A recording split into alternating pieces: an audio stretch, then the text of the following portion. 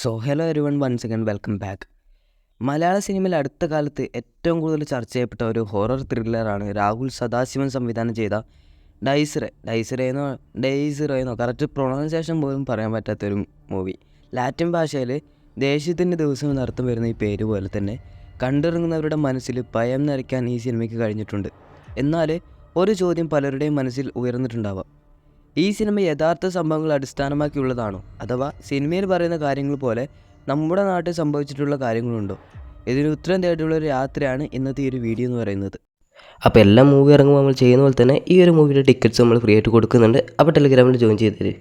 അപ്പോൾ വീഡിയോ നിങ്ങൾക്ക് എന്തായാലും സ്പോയിലർ ആയിരിക്കും. അപ്പം ഇതുവരെ മൂവി കാണാത്തവരാണ് ഈ ഒരു വീഡിയോ കാണാൻ വന്നെങ്കിൽ പെട്ടെന്ന് തന്നെ സ്കിപ്പ് ചെയ്ത് പോയിട്ട് ആ ഒരു മൂവി കണ്ടിട്ട് ശേഷം മാത്രം ഈ ഒരു വീഡിയോ കാണാൻ ശ്രമിച്ചേക്കുക.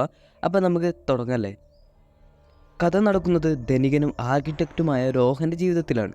ഒരു പഴയ ക്ലാസ്മേറ്റായ കനി ആത്മഹത്യ ചെയ്തതോടെയാണ് രോഹൻ്റെ ജീവിതം പേടിപ്പിക്കുന്ന ഒരു വഴിത്തിരിവിലേക്ക് എത്തുന്നത്.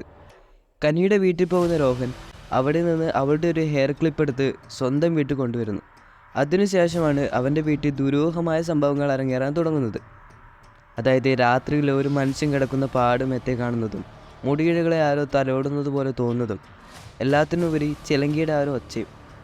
ആദ്യം രോഹൻ വിചാരിക്കുന്നത് കനിയാണ് തന്നെ വേട്ടയാടാൻ വരുന്നതെന്നാണ്. എന്നാൽ സിനിമയുടെ ക്ലൈമാക്സിലാണ് ഞെട്ടിക്കുന്ന ഒരു സത്യം പുറത്തു കൊണ്ടുവരുന്നത്. അത് കനിയല്ലായിരുന്നു, ഫിലിപ്പ് എന്നൊരു യുവാവായിരുന്നു. തൻ്റെ മകനായ ഫിലിപ്പിന് കനിയോടുണ്ടായിരുന്ന അടങ്ങാത്ത പ്രണയം കാരണം മരണം സംഭവിച്ചതിന് ശേഷവും അവനെ കനിയുമായി ബന്ധിപ്പിക്കാൻ വേണ്ടി ഫിലിപ്പിൻ്റെ അമ്മയായ എൽസമ്മ കനിയുടെ സാധനങ്ങൾ ഉപയോഗിച്ച് ഡാർക്ക് മാജിക് ചെയ്യുകയായിരുന്നു. അതായത് കനിയുടെ വസ്തുക്കളിൽ ഫിലിപ്പിൻ്റെ ആത്മാവിനെ ബന്ധിപ്പിച്ചു. അങ്ങനെയാണ് കനിയുടെ ഹെയർ ക്ലിപ്പ് കൊണ്ടുവന്നപ്പോൾ രോഹൻ്റെ വീട്ടിൽ ഫിലിപ്പിൻ്റെ ആത്മാവ് എത്തിയത്. ഒടുവിൽ ഫിലിപ്പിൻ്റെ മൃതദേഹത്തിലെ കൊലുസ് ധരിച്ച കാല് അഗ്നിക്കിരയാക്കി, അതായത് തീ കത്തിച്ച ശേഷമാണ് രോഹൻ ആ ദുരാത്മാവിനെ തുരത്തുന്നത്. എന്നാൽ സിനിമയുടെ അവസാനത്തെ ആ രംഗം വീണ്ടും ഒരു ചോദ്യചിഹ്നം ഇട്ട് നിർത്തുന്നു. ആത്മാവ് പോയെന്ന് വിശ്വസിച്ച് വീട്ടിലെത്തുന്ന രോഹൻ വീണ്ടും കൊലുസിൻ്റെ കിലുക്കം കേൾക്കുന്നു.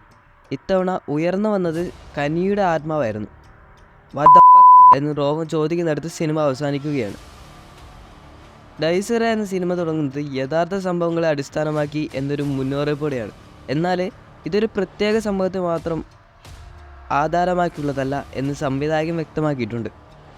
സംവിധായകൻ രാഹുൽ സദാശിവൻ പറഞ്ഞത് ഈ സിനിമ ഒരൊറ്റ സംഭവത്തെ അടിസ്ഥാനമാക്കിയുള്ളതല്ല, മറിച്ച് കേരളത്തിലെ പലയിടങ്ങളിലായി പറയപ്പെടുന്ന യഥാർത്ഥ അമാനുഷിക സംഭവങ്ങളെയും നാടോടി കഥകളെയും അടിസ്ഥാനമാക്കിയുള്ളതാണെന്നാണ്. ഇതാണ് ഈ സിനിമയുടെ ഭയത്തിന് ഒരു പ്രത്യേക തനത് ഭംഗി നൽകുന്നത്. സിനിമയിൽ കാണിക്കുന്നത് പോലെ ഒരാൾ ഉപയോഗിച്ചിരുന്ന വസ്തുക്കളിൽ ദുരാത്മാവിനെ ബന്ധിപ്പിക്കുക എന്നത് കേരളത്തിൽ നാടൻ വിശ്വാസങ്ങളിലും മന്ത്രവാദപരമായ കാര്യങ്ങളിലും ആഴത്തിൽ വേരൂന്നിയ ഒന്നാണ്. ഇതിലൊന്നാണ് വസ്തുക്കളുടെ ബന്ധനം. കേരളത്തിലെ ചില മന്ത്രവാദ രീതികളിൽ ഒരാൾ മരിച്ച ശേഷം അയാളുടെ ആത്മാവിനെ അയാൾക്ക് പ്രിയപ്പെട്ടതോ അല്ലെങ്കിൽ അയാൾ സ്ഥിരമായി ഉപയോഗിച്ചിരുന്നതോ ആയ ഒരു വസ്തുവിൽ ബന്ധിച്ചു നിർത്തുന്ന രീതിയുണ്ട്. ഇതിനെ ഭൂതബന്ധനം അല്ലെങ്കിൽ ഒതുക്കെട്ടെന്നൊക്കെയാണ് പറയാറ്. ഡെയ്സിറയിലെ കനിയുടെ ഹെയർ ക്ലിപ്പ് ഫിലിപ്പിൻ്റെ ആത്മാവിനെ രോഹൻ്റെ വീട്ടിലെത്തിച്ചത് ഈ വിശ്വാസത്തിൻ്റെ പശ്ചാത്തലത്തിലാണ്. ഇത്തരം സംഭവങ്ങൾ പ്രതികാരം, സ്നേഹം അല്ലെങ്കിൽ അസൂയ തുടങ്ങിയ ശക്തമായ വികാരങ്ങൾ കാരണം സംഭവിക്കാം. അടുത്തെന്ന് പറയുമ്പോൾ മരണാന്തരമായുള്ള പ്രണയമാണ്. പ്രേമ സഫലമാകാതെ പോയവരുടെയോ ദുരന്തമായി മരിച്ചവരുടെയോ ആത്മാക്കൾ തങ്ങൾക്ക് പ്രിയപ്പെട്ടവരെ പിന്തുടരുന്ന കഥകൾ കേരളത്തിൽ നാട്ടിൻപുറങ്ങളിൽ ധാരാളമായി കേൾക്കാം. ഇത് ചിലപ്പോഴൊക്കെ ആ ആത്മാക്കൾ തങ്ങൾക്ക് പ്രിയപ്പെട്ടവരുടെ ശ്രദ്ധ ആകർഷിക്കാൻ വേണ്ടി ശബ്ദങ്ങൾ ഉണ്ടാക്കുകയോ അവരുടെ സാധനങ്ങൾ മാറ്റിവെക്കുകയോ ചെയ്യാറുണ്ട്. സിനിമയിലെ ഫിലിപ്പിൻ്റെ ആത്മാവ് പോലീസിൻ്റെ കിലുക്കത്തിലൂടെയും മുടിയിൽ തലോടുന്നതിലൂടെയും രോഹനെ ഭയപ്പെടുത്താൻ ശ്രമിച്ചത് ഈയൊരു വിശ്വാസത്തെ ഓർമ്മിപ്പിക്കുന്നു. അപ്പോൾ ഡെയ്സിറേ പൂർണ്ണമായൊരു യഥാർത്ഥ കഥയല്ല, മറിച്ച് നമ്മുടെ നാട്ടിൽ കാലങ്ങളായി നിലനിൽക്കുന്ന അമാനുഷിക വിശ്വാസങ്ങളെയും നാടോടി കഥകളെയും മനോഹരമായി കോർത്തിണക്കി ഒരുക്കിയ ഒരു കലാസൃഷ്ടിയാണ്. ഈ പശ്ചാത്തലത്തിൽ അറിയുമ്പോൾ സിനിമ നൽകുന്ന ഭയം ഇരട്ടിയാകും എന്നതിൽ സംശയമില്ല. അപ്പോൾ കേരളത്തിൽ സംഭവിച്ച ഒരുപാട് ഇൻസിഡൻസ് ഇത് കൂട്ടി യോജിച്ചിട്ടുണ്ട്. ഈ ഒരു രീതിയിൽ തന്നെയുള്ള കേരളത്തിൻ്റെ പല ഭാഗങ്ങളിൽ നിന്ന് റിപ്പോർട്ട് ചെയ്ത ചില ഇൻസിഡൻസുകളുണ്ട്. അപ്പോൾ ഇനി നമുക്ക് അതിനെപ്പറ്റി ഡീറ്റെയിൽ ആയി നോക്കാം. കിലുങ്ങുന്ന പോലീസ് കോട്ടയം ഭാഗത്തു നിന്നാണ് ഈ ഒരു സംഭവം നടന്നിട്ടുള്ളത്. ഡെയ്സിറയിലെ പോലീസിൻ്റെ കിലുക്കത്തിന് സമാനമായൊരു സംഭവം കോട്ടയം ജില്ലയിലെ ഒരു പഴയ തറവാടുമായി ബന്ധപ്പെട്ട് വർഷങ്ങൾക്ക് മുമ്പ് ചർച്ചയായിരുന്നു. അവിവാഹിതനായി മരണപ്പെട്ട ഒരു യുവതിയുടെ ആത്മാവ് രാത്രികാലങ്ങളിൽ വീടിനുള്ളിലൂടെ കൊലുസ് കിലുക്കി നടക്കുന്നതായി വീട്ടുകാർക്കും അയൽക്കാർക്കും അനുഭവമുണ്ടായി. പുറത്ത് ജോലി ചെയ്തിരുന്ന അവളുടെ കാമുകൻ വിവാഹത്തിൽ നിന്ന് പിന്മാറിയതിനെ തുടർന്നായിരുന്നു ആത്മഹത്യ. കാമുകൻ പിന്നീട് ആ വീട്ടിൽ താമസിക്കാൻ എത്തിയപ്പോഴാണ് കിലുക്ക് ശക്തമായതത്രേ. പ്രേതം പിന്തുടരുന്നു എന്ന ഭയം കാരണം അയാൾക്ക് പിന്നീട് ആ പ്രദേശം വിട്ടുപോകേണ്ടതായിട്ട് വന്നിട്ടുണ്ട്. സിനിമയിലെ റോഹൻ്റെ തലമുടിയിൽ ആരോ തലോടുന്നതായി തോന്നുന്നത് ആത്മാവ് ഒരു വ്യക്തിയുമായി ബന്ധം സ്ഥാപിക്കാൻ ശ്രമിക്കുന്നതിൻ്റെ സൂചനയാണ്. ഇതിന് സമാനമായ ഒരു അനുഭവം പാലക്കാട് ജില്ലയിലെ ഒരു മന്ത്രവാദ കേസിൽ കേട്ടിരുന്നു. കുടുംബ വഴക്കിനെ തുടർന്ന് ഒരാൾക്ക് നേരെ ഒതിക്കെട്ട് പ്രയോഗിച്ചതിൻ്റെ ഭാഗമായി മരിച്ച ശത്രുവിൻ്റെ മുടിയിഴകൾ ഉപയോഗിച്ച് മന്ത്രവാദം നടത്തുകയും അതിനുശേഷം രാത്രികളിൽ മുറിയിൽ കിടക്കുമ്പോൾ മരിച്ചുപോയ ആളുടെ കൈകൾ കഴുത്തിൽ അമരുന്നത് പോലെ തോന്നിയെന്നും പറയപ്പെടുന്നു. ഈ പേടി കാരണം വീട്ടുടമയ്ക്ക് താമസം മാറേണ്ടി വന്നു. ഈ ആത്മാവിനെ പൂർണ്ണമായി മാറ്റാൻ ഒരുപാട് ക്ലേശിക്കേണ്ടി വന്നതായും കഥകൾ പ്രചാരത്തിലുണ്ട്.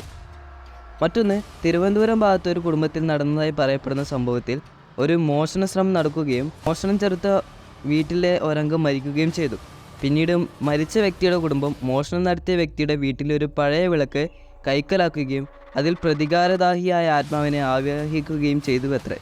ആ വിളക്ക് മോഷ്ടാവിൻ്റെ വീട്ടിലെത്തിയ ശേഷം അയാളുടെ വീട്ടിൽ ദുരൂഹമായ കാര്യങ്ങൾ സംഭവിക്കാൻ തുടങ്ങി. ലൈറ്റുകൾ താനെ കത്തുക, വാതിലുകൾ തനിയെ തുറക്കുക തുടങ്ങിയ അവിശ്വസനീയമായ കാര്യങ്ങൾ സംഭവിച്ചെന്നും ഒടുവിൽ മന്ത്രവാദത്തിലൂടെ ആത്മാവിനെ ആവാഹിച്ച് തിരിച്ചറിഞ്ഞുവെന്നാണ് പറയപ്പെടുന്നത്. നിങ്ങൾ ഈ സിനിമ കണ്ടിട്ടുണ്ടെങ്കിൽ ഇതിനെക്കുറിച്ചുള്ള നിങ്ങളുടെ അഭിപ്രായം താഴ്ന്ന് കമൻറ്റ് ചെയ്യുക. അപ്പോൾ ഇത്രയുള്ള ഒരു വീഡിയോ എന്ന് പറയുന്നത്, വീഡിയോ ഇഷ്ടപ്പെട്ടാൽ തീർച്ചയായും ചാനൽ സബ്സ്ക്രൈബ് ചെയ്യാനും വീഡിയോക്ക് ലൈക്ക് ചെയ്യാനും വീഡിയോ ഹൈപ്പ് ചെയ്യാനും നിങ്ങളാരും മറക്കരുത്. അപ്പോൾ ഇതുപോലത്തെ ഇൻട്രസ്റ്റിംഗ് വീഡിയോസ് ആയിരിക്കും നമ്മൾ ചാനലിൽ ഇനി അപ്ലോഡ് ചെയ്യുക.